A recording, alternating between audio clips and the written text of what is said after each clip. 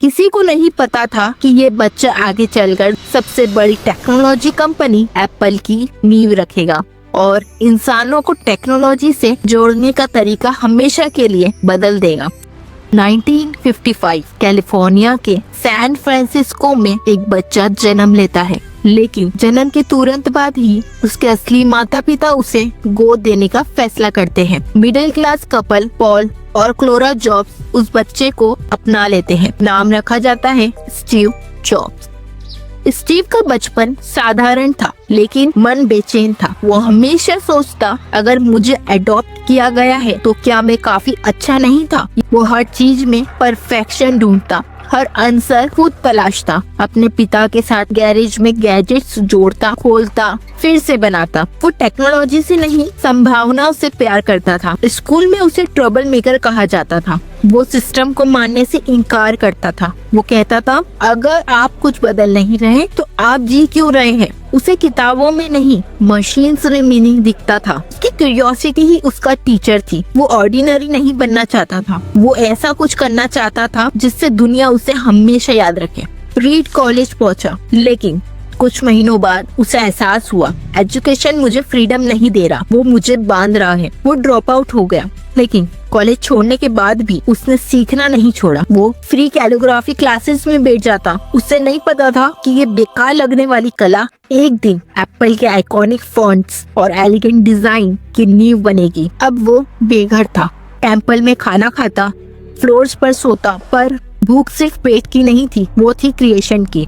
उसी भूख ने उसे उसके डेस्टिनी पार्टनर से मिलवाया, स्टीव वॉजनिएक। दोनों ने तय किया, चलो कुछ ऐसा बनाते हैं जो दुनिया बदल दे। साल था 1976, जगह एक छोटा सा गैरेज, और वहीं से शुरू हुई Apple computer company. First product बना एप्पल 1, हाथ से असेंबल किया गया, वुडन केस में रखा हुआ। ये सिंपल कंप्यूटर था, लेकिन रिवॉल्यूशनरी आइडिया था। कंप्यूटर सिर्फ साइंटिस्ट के लिए नहीं, हर आम इंसान के लिए था। वो गैरेज से ही बेचने लगे। स्टीव के बोलने का तरीका और डिजाइन का ऑब्सेशन प्रोडक्ट को अलग बनाता गया। 1977 में आया एप्पल 2। ये फर्स्ट कलर डिस्प्ले वाला पर्सनल कंप्यूटर था। एप्पल 2 ने हिस्ट्री बना दी। कंपनी रातों रात मशहूर हो गई। 1977 से 1980 के बीच रेवेन्यू 800 गुना बढ़ा। एप्पल अब एक ड्रीम बन चुका था। स्टीव सिर्फ इन्वेंटर नहीं, अब इंडस्ट्री आइकन थे। 1980 में एप्पल ने अपना आईपीओ लॉन्च किया। फर्स्ट डे ही इन्वेस्टर्स ने उसे हाथों हाथ लिया। ये उस समय का सबसे बड़ा टेक आईपीओ बना। एप्पल के 300 से ज्यादा एम्प्लॉइज ओवरनाइट करोड़पति बन गए। स्टीव की एज सिर्फ 25 थी और उसकी कंपनी की वैल्यूएशन $1.2 बिलियन पहुंच चुकी थी। पर फेम के साथ कॉन्फ्लिक्ट भी आया। 1984 में स्टीव ने दुनिया के सामने मैकिंटॉश लॉन्च किया, एक ऐसा कंप्यूटर जो यूजर फ्रेंडली था, icon, mouse and stunning design के साथ। एड लॉन्च हुआ, लेकिन कंपनी के अंदर टर्बुलेंस शुरू हो गया। स्टीव का परफेक्शनिज्म और बोर्ड के प्रैक्टिकल गोल्स टकराने लगे। 1985 में एप्पल ने अपने ही फाउंडर को निकाल दिया। जिस कंपनी को उसने बनाया, वो ही कंपनी अब उससे छीन चुकी थी। वो टूटा हुआ, खाली और डायरेक्शनल लेस था। उसने कहा, I was rejected but I was still in love with what I did. वो जानता था कि ये एंड नहीं है। उसने फिर से शुरुआत की, नेक्स्ट के नाम से। नेक्स्ट ने फ्यूचरिस्टिक कंप्यूटर्स बनाए, लेकिन वो बहुत महंगे थे, कमर्शियल फेलियर रहा। फिर भी स्टीव ने हार नहीं मानी। वो अब पिक्सर नाम के छोटे एनिमेशन स्टूडियो में इन्वेस्ट करने लगा। वहीं से निकली टॉय स्टोरी, दुनिया की पहली कंप्यूटर एनिमेटेड फिल्म सुपरहिट रही। स्टीव ने कहा, टेक्नोलॉजी को इमोशन से जोड़ो, तभी जादू होता है। 1997 में एप्पल क्राइसिस में थी और उसी ने स्टीव जॉब्स को वापस बुलाया। वो लौटा, पर इस बार वो बदला हुआ था। अब उसके पास मैच्योरिटी थी, पर्पस था।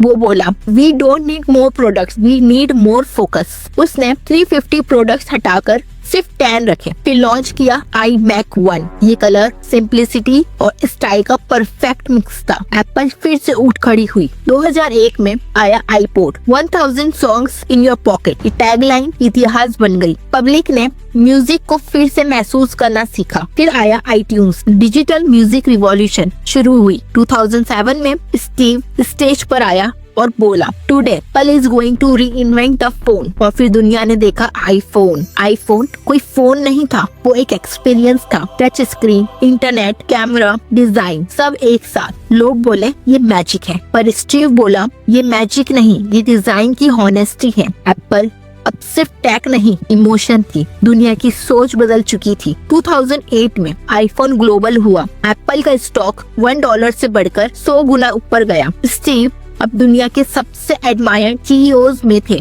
लेकिन इसी दौरान उसकी तबीयत बिगड़ने लगी। 2003 में उसे पैंक्रियाटिक कैंसर हुआ था। अब वो और गंभीर हो गया, फिर भी उसने काम नहीं छोड़ा। वो कहता था I want to put a dent in the universe before I go. 2010 में आया iPad, एक ऐसा प्रोडक्ट जो फोन और लैपटॉप के बीच की दुनिया बना गया। एप्पल अब $1 ट्रिलियन की तरफ बढ़ रहा था। हर प्रोडक्ट सिंपल और फीचर्स का मिक्सचर था। वो कहता simplicity is the ultimate sophistication, लेकिन उसकी सेहत तेजी से गिर रही थी। 2011 में उसने सीईओ पद से इस्तीफा दिया। वो जानता था उसका समय सीमित है। स्टैनफोर्ड स्पीच में कहा your time is limited, so don't waste it living someone else life, stay hungry, stay foolish. उसकी आवाज धीमी थी पर हर वर्ड गहराई लिए था।